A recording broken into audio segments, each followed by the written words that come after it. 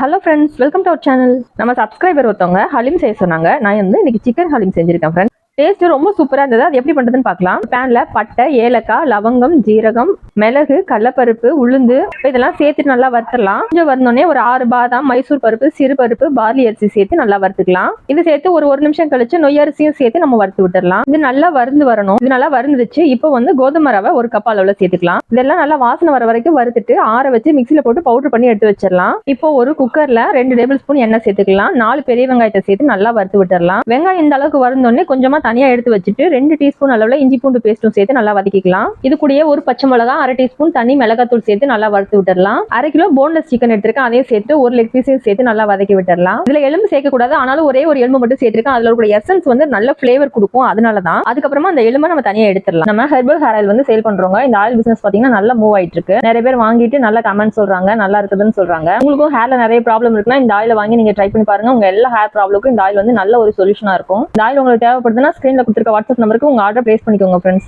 Chicken சேர்த்து நல்லா வதங்கினதுக்கு அப்புறமா நம்ம பவுடர் பண்ணி வச்சிருக்க அந்த இன்கிரீடியன்ட்லாம் உள்ள சேர்த்து நல்லா மிக்ஸ் பண்ணி விட்டுடலாம். ஃபர்ஸ்ட் ஒரு சொம்பு மட்டும் தண்ணி சேர்த்துக்கலாம். தண்ணி சேர்த்து இது ஒரு வாட்டி நல்லா மிக்ஸ் பண்ணி விட்டுக்கலாம். ஒரு 100 ml அளவுல தயிர் சேர்த்துடலாம். தயிர் சேர்த்துட்டு நல்லா கலந்து விடும்போது சிக்கன் நல்லா சாஃப்ட் ஆகும்.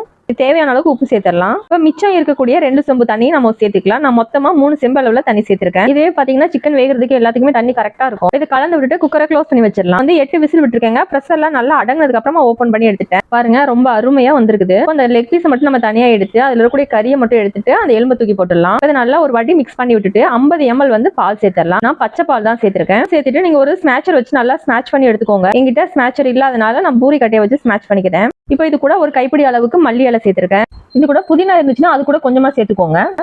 இப்போ இதுல 1 டீஸ்பூன் மட்டும் நெய் சேர்க்கிறேன். நெய் சேர்த்து நல்லா மிக்ஸ் பண்ணதுக்கு அப்புறமா சிக்கன் ஹலீம் இது மாதிரி தான் இருக்கும். அப்படியே ஒரு பிளேட்ல எடுத்து சர்வ் பண்ணிட வேண்டியதான். டேஸ்ட் ரொம்பவே சூப்பரா இருக்கும். இதே போல நீங்களும் ட்ரை பண்ணி பார்த்துட்டு உங்களுக்கு எப்படி வந்ததுன்ற ஃபீட்பேக்கை எனக்கு கமெண்ட்ல ஷேர் பண்ணுங்க ஃப்ரெண்ட்ஸ். தேங்க்யூ ஃபார் வாட்சிங்.